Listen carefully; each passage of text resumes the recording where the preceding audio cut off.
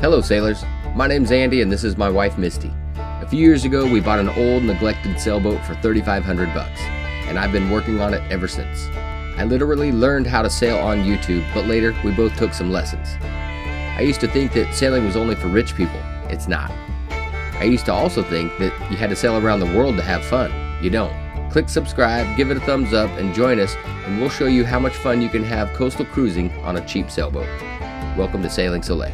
New episodes every 2 weeks on Sunday morning. Hello, welcome to Sailing Solé. My name's Andy, and this is my Catalina 30 sailboat. Okay, so in this video, we are gonna take a pretty good trip. It's a local trip, but it's still a pretty good trip around, I don't know, 80 miles.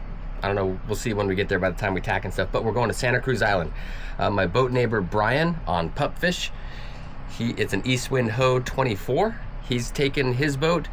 Mark from Killdragger, he'll be up there, and Chris and Carmen from Flight Level 0, they will also be up there. So, let's get on with it. You know what sucks about having a YouTube channel is when you tell everybody that you're taking a trip and that this is what you're doing, and then your plans go sideways, and everybody's like, what the heck happened? Well, take a look at the video and let me know what you think happened and what I could have done better, but I'll give you a little commentary towards the end of my thoughts. Anyways, let's get on with it.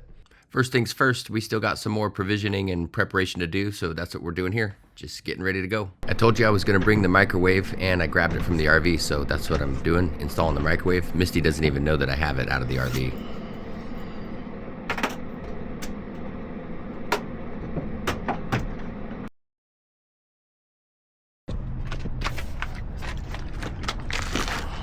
Before we get started, I wanted to just do a little bit of a walkthrough. I didn't finish all the projects I said I would. Shocker. But anyways, been taking a little nap right here because I'm trying to get a little bit of energy because I'll be up all night. This trip is gonna take me around, I don't know, 16 to 20 hours. We're gonna have some current and wind against us, and my boat does not do well against current and wind. And that's gonna be late tonight, so that could add some time and decrease some speed. But nothing big or major in here. I'm well provisioned. I've got more food than I need, that is for sure. This is completely full. What you see on top here is just a black piece of foam that I keep on top to kind of keep it insulated. But I'm super provisioned in there, all kinds of jazz. And I borrowed, quote unquote borrowed, the microwave from the RV. Instead of spending my batteries on the microwave, and oh, also I brought this.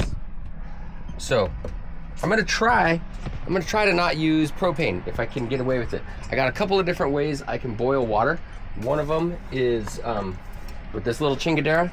It's an electric kettle, and it uses, I think, around 300 watts, and it boils water in about 3 to 5 minutes. So that's one way if I wanted to use electricity. I also brought my my little jet boil. So this thing boils water pretty quick. So I'll probably use this if I don't want to use energy. If my batteries are nice and full, I might just use the batteries. You know, who cares? Okay, so I moved the coffee maker over there. It fits right there pretty nicely. And the other thing I did is I brought my, I brought this Anchor Solex big ol', it's like a Blue Eddy thing. And you know, it's got all the AC plugs in there, fully charged right now. So I'm gonna use the microwave on this. So all this stuff is electric, and I'm gonna run it off of the little Anchor Solex chingadera. Let's try to keep my batteries topped up. Okay, what else do we got? Still gotta fill this up. I'm gonna just bring my little solar shower. That thing's the best, honestly. So easy, solar shower. I got my Dodger all super cleaned right now. I put my dinghy here. Hey, there's Brian, he's here finally. Hey. Been on the road? Yeah, should have gotten gas last week. Oh dang, yeah I know, huh? You always think you can get out of town before you can, and it just is what it is. Just gotta live with it. Anyways, dinghy's here. First time I put the dinghy there, but I wanted to try to keep it off of the foredeck so I could have a clean foredeck. And then that's it. Just waiting for Brian to get here, and we'll take off at 6. Okay, and we're off. Take it easy. Rob,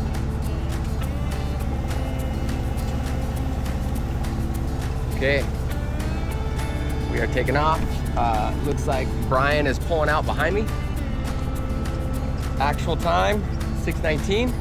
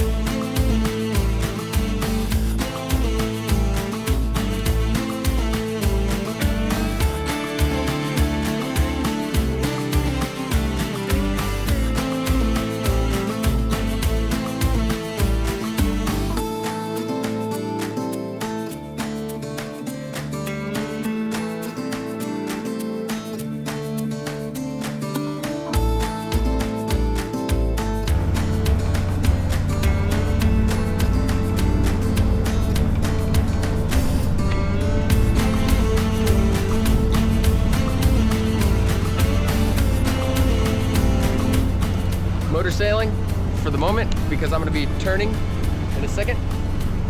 And I got Brian behind me there, right there.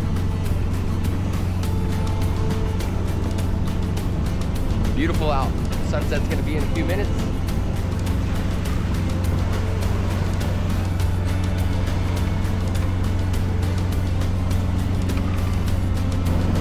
We're gonna lose light here pretty soon and be sailing in the dark pretty much for the rest of the most of the rest of this passage, except for the last like 6 hours maybe. We've only got 11 knots of wind, apparent wind speed, which means it's probably more like 5 knots of true wind.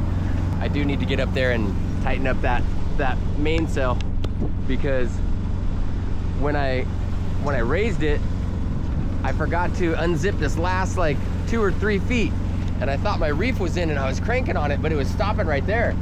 I was lucky not to damage the sail with the zipper, but I unzipped it, and then the sail went up. So I need to go up there and tighten it. It probably could go up a few more inches because it was kind of getting held in the back. At this point, the forecast is starting to change and the wind and swell is starting to pick up a little bit.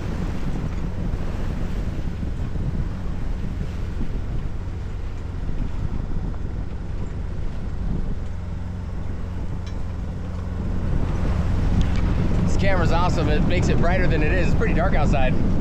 Looks bright.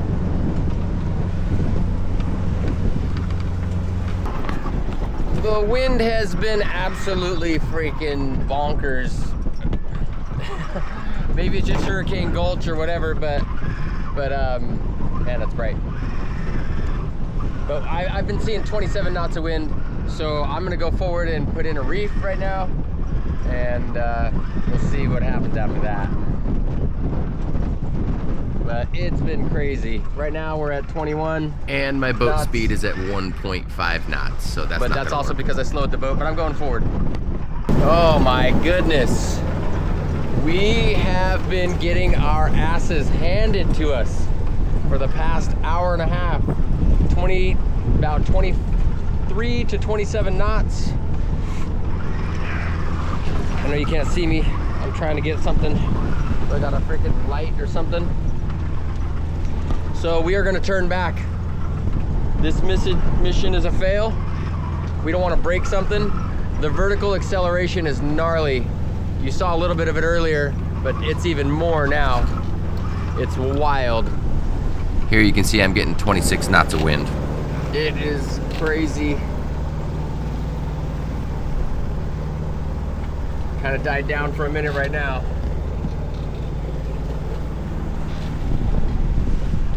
But we have been getting our asses handed to us. If you look at my chart plotter, you'll see here I'm doing less than 2 knots of boat speed, and that is just not gonna work. It would take forever to get there at this speed. The vertical acceleration is nuts. That's when the bow goes up and down.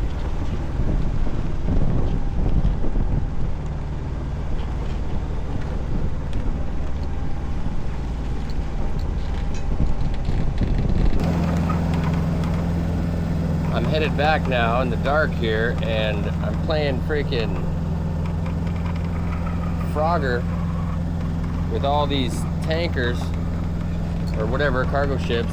And then right here, right there, there was a very dimly lit buoy just blinking, and I kept getting closer to it.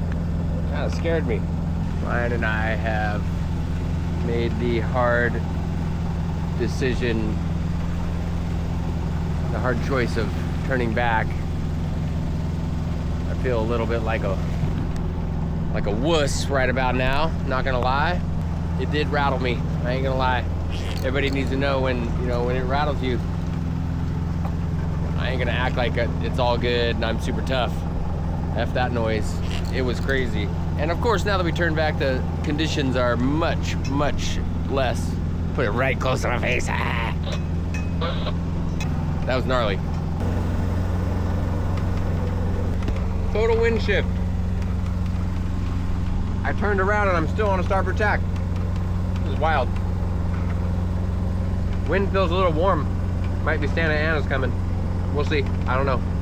Okay, so it's the worst thing you could have on a sailboat, and that's a schedule. So because our plans got foiled on Thursday night, it basically set us back like another whole day if we were gonna wait to leave in the morning and stuff. We were gonna go from Thursday and come back Sunday. But when you get delayed, it just kind of throws everything off. Again, everybody knows this. You can't have a schedule on a sailboat, and we had a schedule. So it is what it is. And just like a lot of other locals know that if you wait an hour out here in the San Pedro Channel, the weather changes, and it did. When we've been checking the weather the whole time, and it said that we were gonna have decent weather for the trip, but then when we got out there, it had changed. And it was probably only a short stint of time that was, you know, howling and stuff like that. A couple hours later, it was probably pretty calm. But that kind of threw a wrench in our game, and it rattled us, and we weren't really ready to get back out and on the water. So it is what it is. You got to take your lumps and try again, and that's what we'll do. We will get up to Santa Cruz Island, but it just isn't on this trip.